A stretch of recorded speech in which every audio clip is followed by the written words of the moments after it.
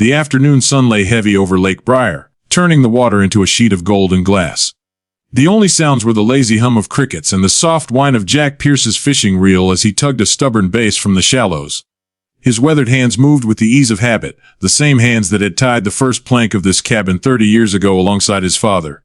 The cabin was small, barely more than a room and a porch, but to Jack, it was sacred ground. Its cedar walls smelled faintly of smoke and pine sap, and every nail in it held a memory. The porch boards creaked under his boots as he shifted, setting his pole down and reaching for his coffee mug. It wasn't store-bought. He'd made it in high school pottery class, lopsided, cracked, but still doing its job 3 decades later. Peace. That was what the cabin gave him. Peace away from the noise of town. Away from the petty complaints and politics of the Lakeside Homeowners Association that had slowly spread like ivy into every corner of the lakefront community. He had thought, when they first formed, that maybe it would be a good thing. Some neighbors organizing to keep things clean, fair, and friendly. That illusion hadn't lasted long. The crunch of tires on gravel made him frown. Hardly anyone drove down this far.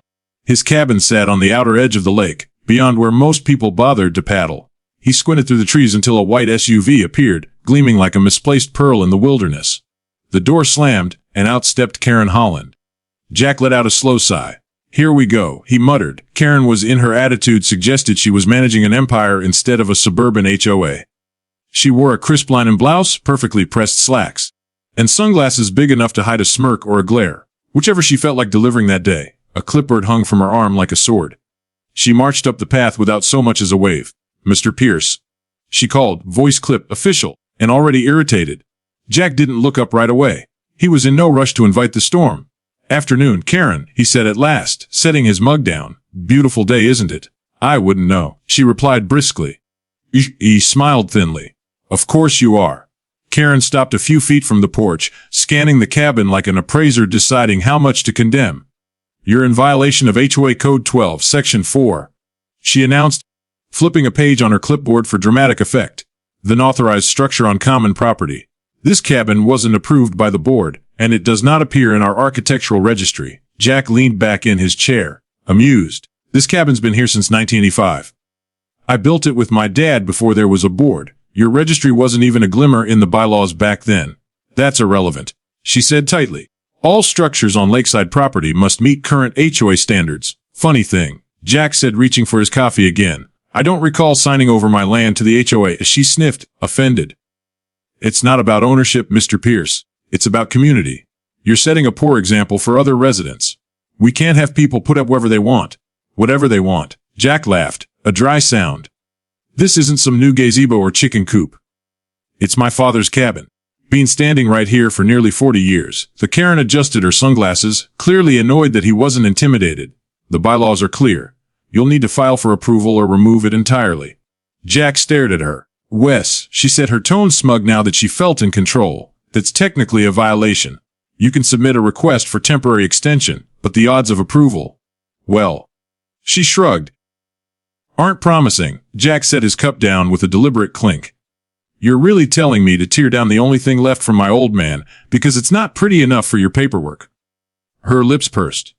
"Don't make this personal. It's just procedure." He gave her a long look, eyes narrowing. "No streetlights. No Wi-Fi. Just frogs, fireflies, and quiet. I prefer civilization," she said flatly. "That's the problem," he said. "You folks call this community, but it's just control with prettier mailbox. And, Sir Pierce, the board has been patient, but your defiance is unacceptable. This is your official warning." Jack chuckled and shook his head. "You know, I think the lake's been patient with you, Karen. Every time I drive by, I see you folks putting up signs, fencing off trees, trimming the wildflowers so everything looks manicured and dead. You're trying to turn nature into a golf course." She drew in a sharp breath. "That's enough." He leaned forward, voice low but firm. "No, I think you've said enough. You march down here in your heels and sunglasses like you're running a kingdom, when all you're doing is bullying neighbors who've lived here longer than your bylaws." Karen's face flushed. "Are you calling me a bully?" Jack grinned, not kindly. "No, ma'am. I'm calling you a Karen." Her mouth fell open, and for a heartbeat, the only sound was the water lapping at the dock. "Excuse me," she said, her voice shaking slightly. "You heard me. You're what happens when power meets a clipboard. You've forgotten this is supposed to be home, not a dictatorship." Karen's nostrils flared. You'll regret that, Mr. Pierce. The HOA is. Jack leaned back again, smirking. So does common sense. And karma. Don't forget her. She's not on your payroll. Karen snapped her clipboard shut. I'll be filing a report. I'm sure you will, he said. You do love your paperwork. Without another word, she turned and stomped back toward her SUV, muttering something under her breath that sounded distinctly un-Christian. The engine roared to life, and in a spray of gravel she was gone, leaving behind only the echo of her indignation. Jack stood and stretched, the porch boards creaking beneath him. He gazed out at the water, then at the cabin, his father's handiwork, his own memories in every inch. A soft breeze carried the scent of pine through the air. He smiled faintly. Regretted, huh? He murmured to himself. We'll see about that. He picked up his fishing rod and catching it ripple across the glowing water. Somewhere deep in his gut, he had the uneasy feeling that Karen would make good on her threat. But another part of him, the part that had weathered 30 winters and twice as many HOA letters, knew something else. The morning air was sharp when Jack pulled up to the lake again, his old truck rumbling down the dirt path he knew by heart. The tires crunched over fallen pine needles as he rounded the bend, and then his heart stopped cold. Where his fishing cabin had stood for nearly 40 years was nothing but splintered wood and dust. The porch where he used to sit with a mug of coffee, the roof that had echoed with rain, the handmade dock where he and his dad used to gut fish, all of it was gone. At first, he thought it must have been a fire, maybe a storm. But then he saw the tire tracks gouge deep into the soil, and the orange notice nailed to the nearest tree. A notice shoved Demolished, a unauthorized structure removed by order of the lakeside. Jack read it twice, the words blurring. His hands trembled, not with shock now but anger. Beneath the printed signature was a name he already knew by heart: Karen Holland, HO president. He knelt in the ruins, picking up a bent piece of metal. The latch from the cabin door. His thumb traced the edge of it, rough and familiar. His father had carved that latch himself, back when things were built to last. Jack could almost hear his voice saying, measure twice, cut once. Cut once, ho, Jack muttered, his throat tight. If Karen skipped that lesson, he walked the perimeter, eyes scanning every inch. The dock was torn out too. Planks dumped into the brush. Even the old oak stump where he used to sit had been chewed up by bulldozer trees. No one had even bothered to haul away the mess. He stood there for a long time, staring at the empty space where his memories used to live. The sun crept higher, burning through the morning mist, and the lake shimmered indifferently, as if it hadn't just lost something irreplaceable. By the time he drove home, his anger had hardened into something colder. Something deliberate. That night, his kitchen table was covered in papers, old deeds, survey maps, property tax statements. The records went back decades, and most of them still bore his father's faded handwriting. Jack pored over them, tracing lines, comparing measurements, flipping through old photographs. At around midnight, he found it, a yellow county map from 1985, stamp signed. His property line was clear, extending nearly 20 feet beyond the HOA's boundary markers. The cabin hadn't been on their land at all. Jack leaned back in his chair, staring at the document. Slowly, a smile crept across his face. Well, Karen, he said softly, looks like you just tore down private property. The next morning, he called a lawyer. He didn't bother sugarcoating anything. Just laid the papers on the man's desk and told him what happened. The lawyer, a calm, silver-haired fellow named Dean Mercer, listened without interrupting. When Jack finished, Dean whistled low. They demolished it without a court order. Didn't even send a warning, Jack said. Just came in and flattened the place. Dean picked up the survey map and held it to the light. This cabin was on your side of the property line the whole time, Jack nodded. Dean smiled slowly, like a man who just found gold in the river. Then they're in deep trouble. That's felony destruction of private property. Trespassing, too. And since it's an established structure with historical significance. He tapped the folder thoughtfully. You could be looking at 6 figures in damages. Jack's eyebrows lifted. 6 figures. Maybe more, Dean said, depending on how much we can prove its sentimental and historical value. Did you every inch of it? Dean's smile widened. Good, that helps. Juries like stories with heart, Jack chuckled dryly. Well, the following week, the HOA called an emergency board meeting. Karen made sure of it. Rumors had already spread about legal threats and disgruntled residents. She wanted to get ahead of the narrative, to play the victim before the facts caught up to her. The meeting hall was packed when Jack arrived. Folding chairs filled the community center, and whispers followed him as he walked in.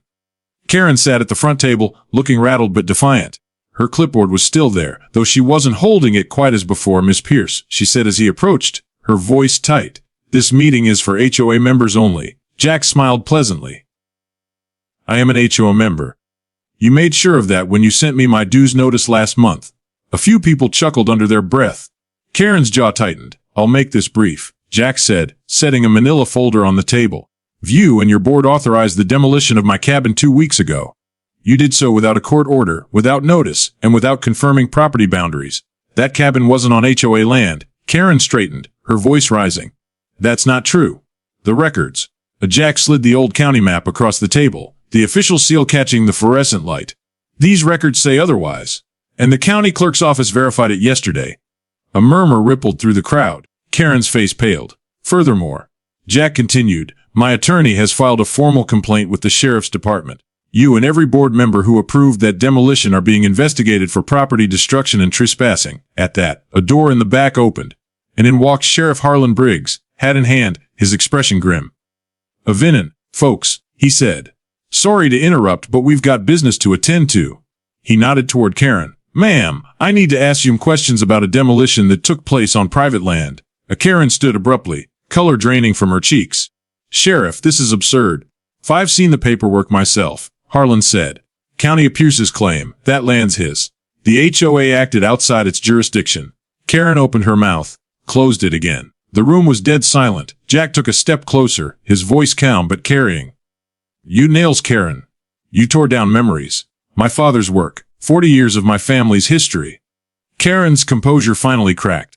We were just trying to uphold community standards, she stammered. No, Jack said. You were trying to prove a point. Dean Mercer stepped forward from the back of the room, holding a folder. For the record, he said, we'll be pursuing full damages, estimated cost of rebuilding, emotional distress, and loss of heritage property.